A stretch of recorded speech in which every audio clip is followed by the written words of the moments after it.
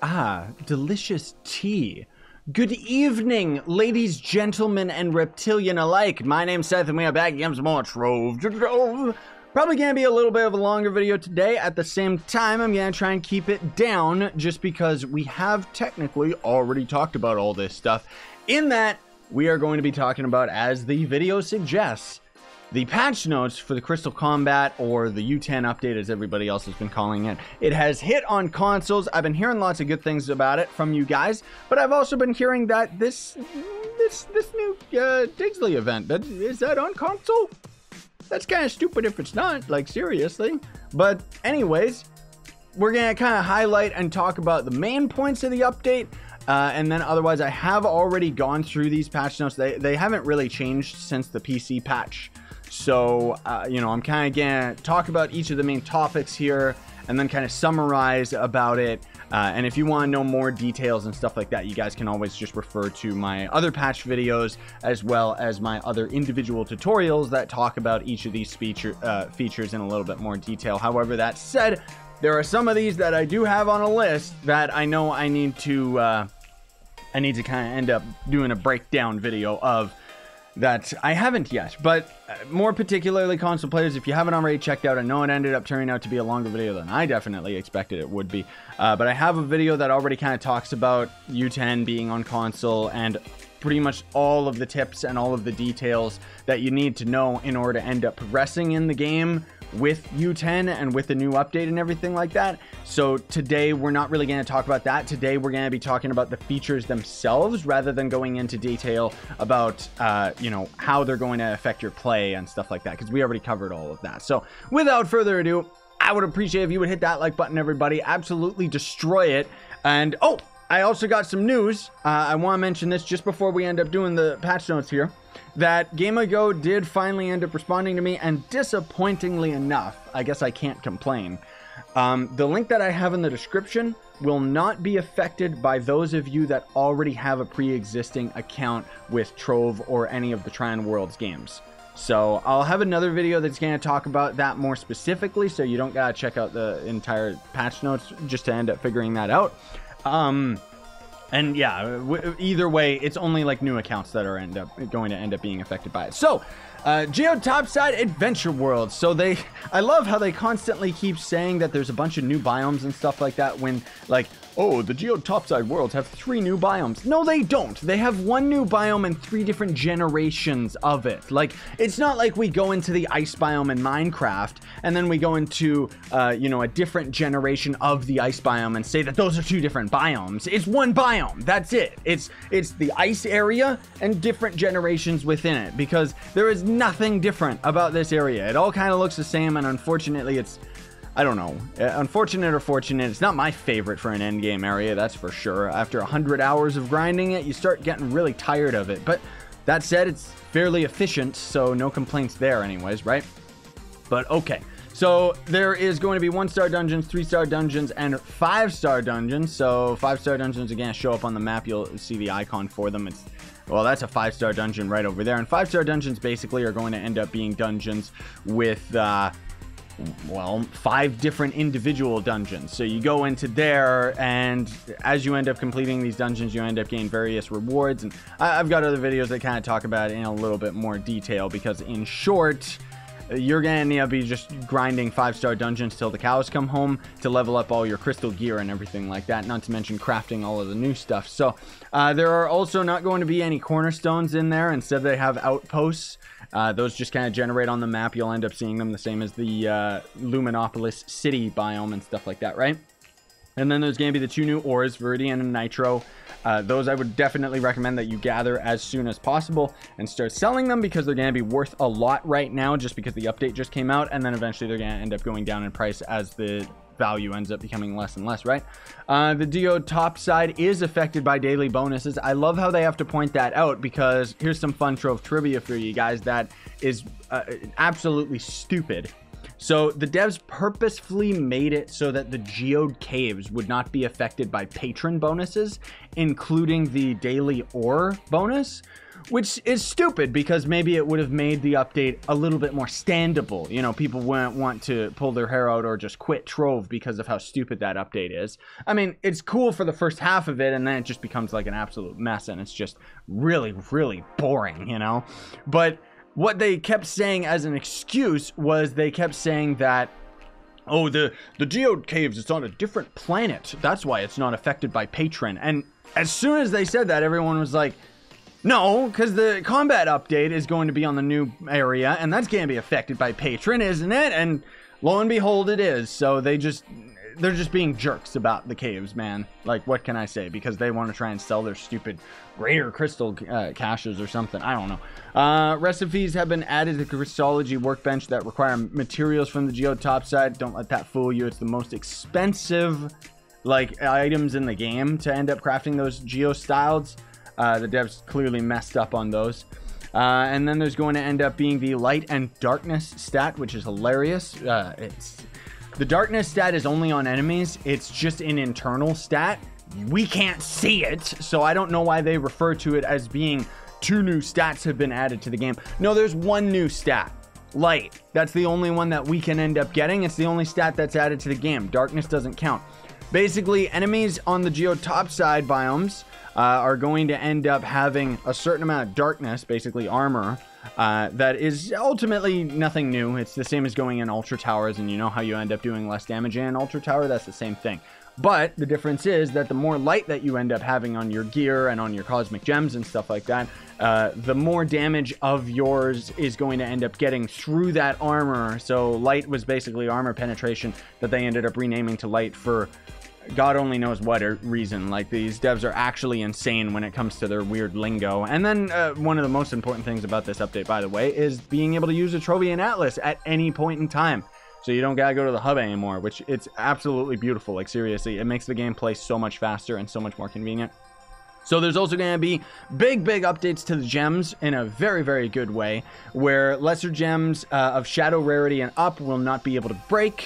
So you don't need to keep constantly using gem boosters and stuff like that. And basically, if you end up having enough gem dust, you can just force your way into maxing out your gems now, which is very nice. Shadow gems and up are also going to end up having only 2 options of fierce and arcane gems generate. So a fierce gem can only end up re-rolling physical damage on it, whereas an arcane gem can only end up re-rolling magic damage on it. So it should make the end game grind of gem farming that much easier and more approachable for players. Any gems under shadow tier, though, those aren't affected by it, and those don't end up changing. Then there's also going to end up being the new cosmic gems, which you end up getting out of the new biomes. The empowered gems you end up getting from empowered gem boxes. They also have a new empowered gem box that you can craft at the Crystology table in the Geode hub, but honestly I wouldn't recommend it because it's stupidly overpriced as per usual. And then the way that the lesser gems work is in U8 you're going to be able to get up to shadow cosmic gems.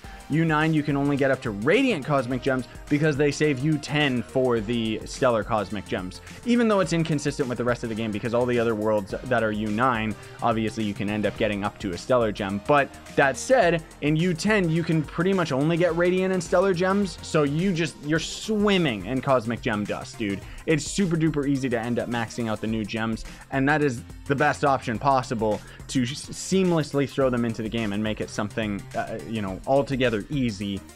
Because if they were going to end up throwing more gems that we would have to level up, and not to say that they're not difficult, because you still got to augment them like crazy and try to get 3 pearls to light on every single one of them.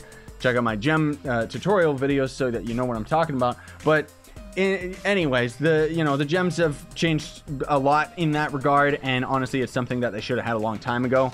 They also added a new augment item, which is kind of stupid and weird to explain, where basically the augment item is going to end up taking a pearl off of a gem stat and randomly throwing it onto one of the other stats, based on which one you end up selecting. And the reason for this item obviously is because the cosmic gems will always roll light on them, and you can't roll light off of it. You can't get rid of that stat.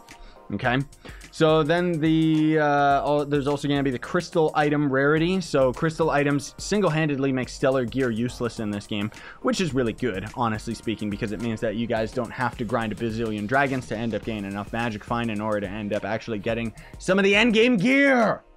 So it's awesome because crystal gear is not affected by magic find. You can just find it out in the world, no problem, and it's super duper easy, especially crystal 1 and 2. Those you are going to be able to find crystal 1s in U8 and up, crystal 2s in U9 and up, and crystal 3s in U10. You can't forge up to crystal 3 or anything. It's just a rare drop. Crystal 3 is the rarest drop that you can get in the game. So if you end up getting one, save it. Even if it has really bad stats, you can just re-roll that during a second stat re-roll event. But honestly, I would recommend that unless you are truly at the end game of Trove and you've done pretty much everything and you're at the point where you're a mastery farmer and you've got all your classes all maxed out and stuff like that, I would not recommend that you actually go for Crystal 3 because you're just going to burn yourself out. It's really, really ridiculous trying to get Crystal 3, let alone if you're playing on a character like me where I'm main the Vanguard, and a lot of the Crystal 3 fists that I ended up getting had really, really bad stats, so you have no option but to get rid of those because the fist weapon isn't used on any other characters, you know? So it's like, unless it had attack speed or movement speed as its second stat, it's useless to me, as opposed to if you get a bow that has attack speed second stat, at the least you can end up using that on your boomeranger if you wanted to actually put a crystal 3 on your boom boom. But my point is that going for crystal 3 is just astronomically difficult. On top of that, leveling up your crystal 3 is ridiculous. Like, it actually costs way too much. So leveling up crystal gear, let me actually see. Leveling up crystal gear is going to end up costing a handful of resources. There's crystalline cores. These are those items that I mentioned earlier you end up getting from 5-star dungeons. Then there's going to be forge fragments. Forge fragments you get from loot collecting crystal gear. And then there's the nitroglycerin, or glitterin they call it, and that is going to be the new ore resource. This is why this resource is very expensive, because it's super duper costly to end up leveling up your crystal 3. However, that's why I say that unless you're at the true end game, don't bother, because crystal 1 and 2 are actually super duper easy to level up.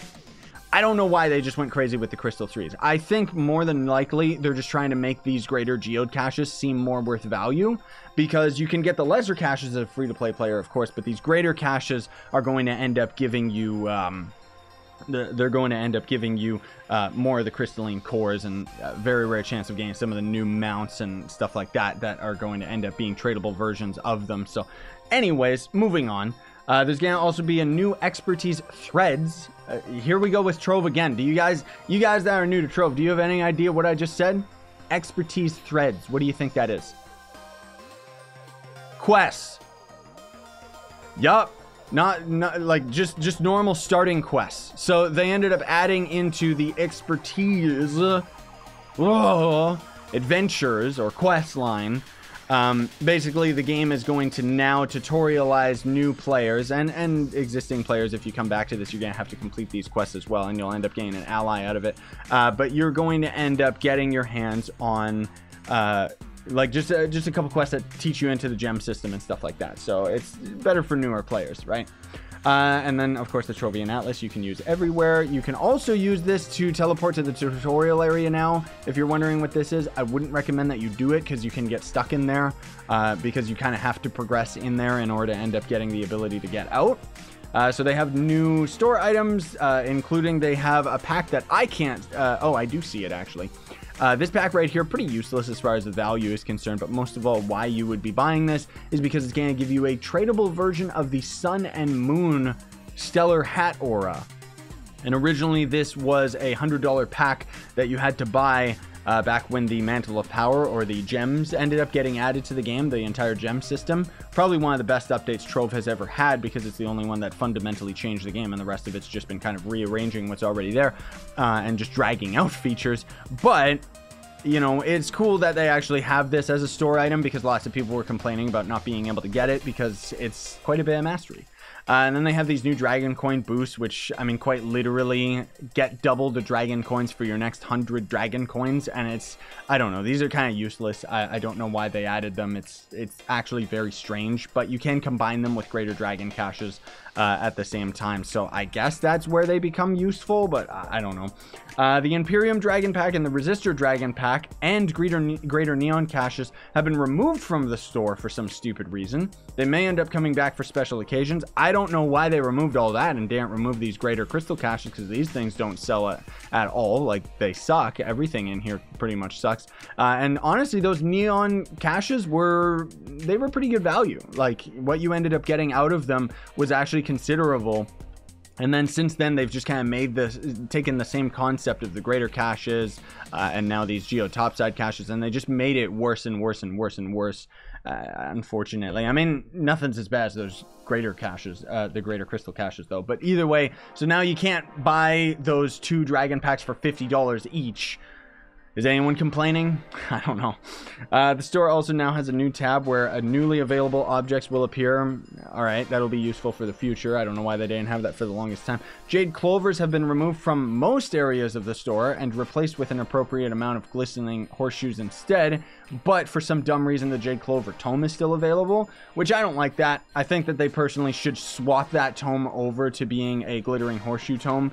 But any chance they can get to end up forcing players to spend money, right? That's kind of how they designed Trove, which, I mean, I know I'm so overly critical about all this stuff, guys, but it's just kind of something that we come to expect. And if you don't think that that is the case, then you're obviously a new player to Trove as a whole, you know.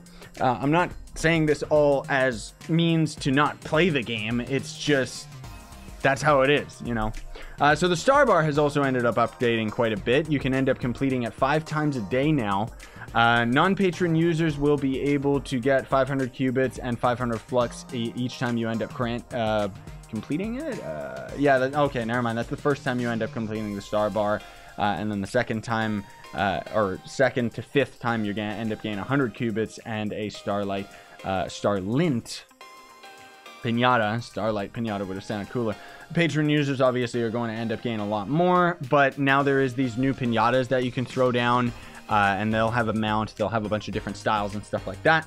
There's also been 2 new dragons added to the game, which these are definitely worth going for. One of which is, where is he? This guy right here is pretty easy to craft, honestly speaking, because you get his dragon fragments from farming Viridian and Nitro. So by the time you end up having the amount of ore needed to craft this guy, you should be doing pretty good as far as these fragments are concerned.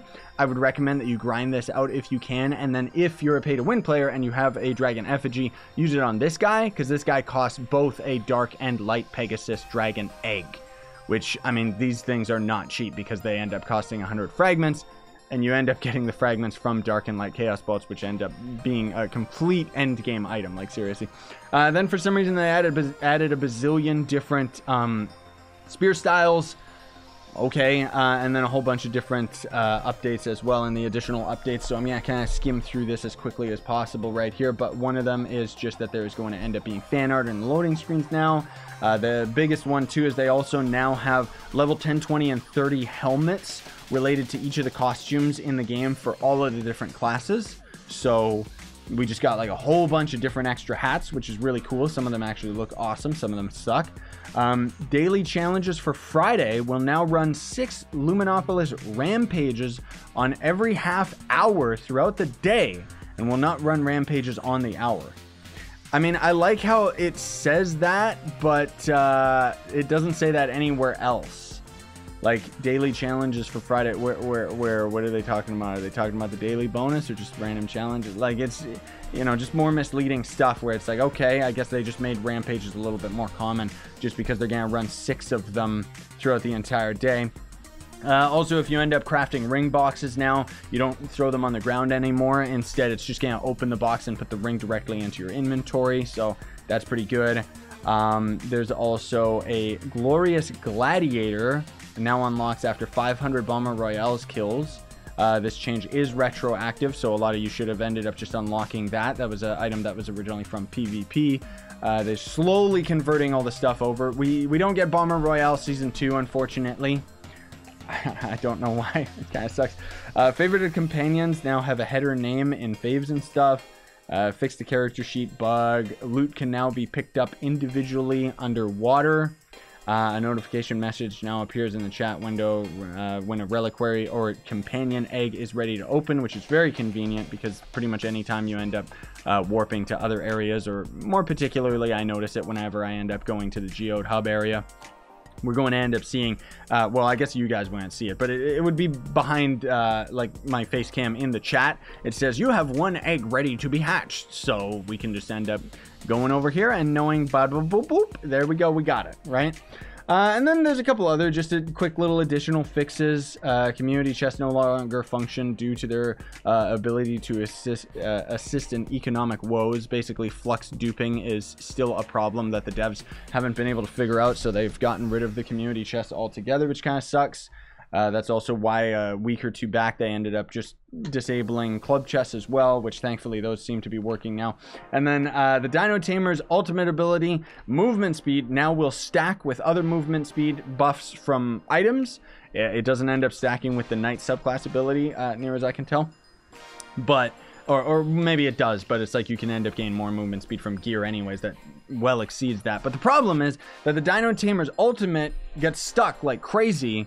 And Dino Tamer is almost impossible to play right now, guys. So Dino Tamer mains out there, press an F in the comment section so I know who you are, because you guys are gonna see very, very quickly you get stuck a lot in your ultimate animation, where he's just gonna be doing just this for hours on end until you end up swapping classes or respawning or whatever. It's really, really annoying, dude. So then there's some particle effects for some costumes have been fixed. Added 10 times purchase option to the Trove U10 merchant to save some wrist pain, which is great, but that's like, what is that, like 10 mil a pop or something? That's not 10 mil a pop, never mind. Shh, you guys know what I mean. I think that's 10k flux or 100k flux or something, I don't know. But either way, there's a lot of other cool things as well, so you can check it out. I'll put a link in the description to the patch notes, and then otherwise we ended up getting through this way quicker than I thought we would. Again, the other patch notes that I had on PC, those videos were like 30 to 40 minutes long, so you can refer to those if you want even more details. But at the same time, all of this stuff was very new to us back then too, so I didn't really know how to talk about all of it as efficiently as I do now. Either way, there's still a lot of things that we do have to cover in the weeks to come, but until then, thanks so much for watching, everybody. Very much appreciate it. Don't forget to like, sub, hit that notification bell. Also, if you're a new player, please sign up with the link down below. It's basically anything you end up buying out of the cash shop is going to end up giving me a percentage, which is absolutely awesome. Only affects new players, unfortunately, though. And then otherwise, if you want to go the extra mile, there is going to be a link in the description to my merch store, as well as Gawkbox, which is a way you can donate to me for free. Basically, you could have been watching this video and you access that link through your phone, and quite literally it's going to tell you, play this game and we'll give you money. And then you can end up using that as a free sponsored donation towards me. Thanks for watching regardless. Sayonara and stay epic, everybody.